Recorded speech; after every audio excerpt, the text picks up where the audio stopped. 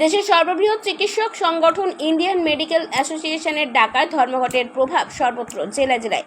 দুর্গাপুর মহকুমা হাসপাতালেও বন্ধ রয়েছে বহির্বিভাগ এবং রুটিন অস্ত্রোপচার। তরুণী চিকিৎসকেরা পোস্টার লিখেছেন, সেই পোস্টার নিয়ে মহকুমা হাসপাতাল জুড়ে প্রতিবাদ মিছিল করেছেন।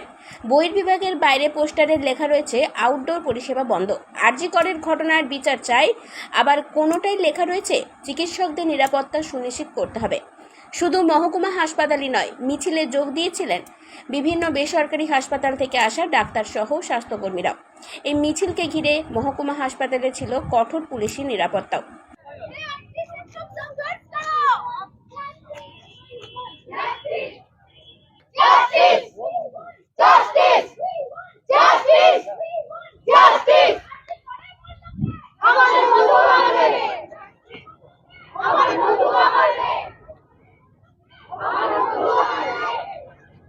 কিন্তু আমাদের এমার্জেন্সি সার্ভিস এবং কেউ যদি মনে করে যে এটা তার জন্য দেখানো দরকার, তার সার্ভিস কিন্তু থ্রু এমার্জেন্সি দিয়ে আমাদের হচ্ছে।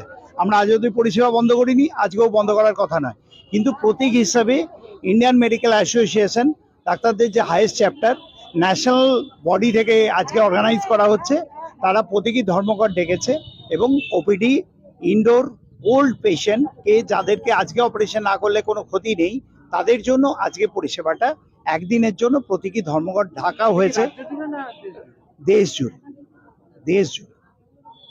আমরাও তারই সাথে সামিল। ডক্টর নীলাদ্রি সাহেব।